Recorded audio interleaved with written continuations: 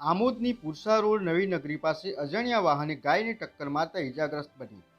જીવદયા કાર્યકરોએ સ્વખર્ચે ગાયને કરજણ પાંજરાપોળ સારવાર માટે લઈ ગયા.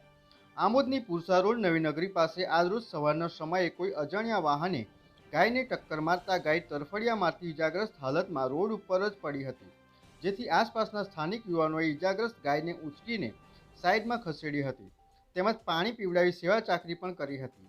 ત્યારબાદ જીવદયા કાર્યકર ગિરીશ માછીને ફોન કરતા તેઓ તેમની ટીમ સાથે આવીને ગાયને ટેમ્પોમાં નાખીને સ્વખર્ચે કરજણ પાંજરાપોળ ખાતે લઈ ગયા હતા, જ્યાં ગાયની સારવાર શરૂ કરવામાં આવી હતી. ગાયને પગના ભાગે ફ્રેક્ચર થયું હોવાનું જાણવા મળ્યું હતું.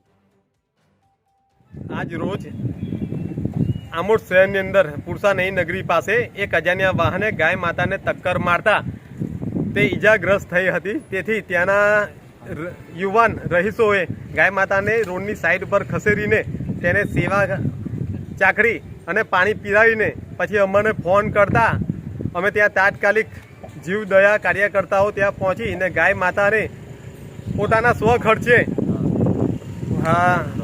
કરજણ પાંજરાપોળ ગૌશાળાની અંદર સારવાર માટે લઈ ગયા હતા. તેથી ત્યાં તાત્કાલિક ગાય માતાની તાત્કાલિક સારવાર ચાલુ કરી દીધી હતી. VMP news, think positive.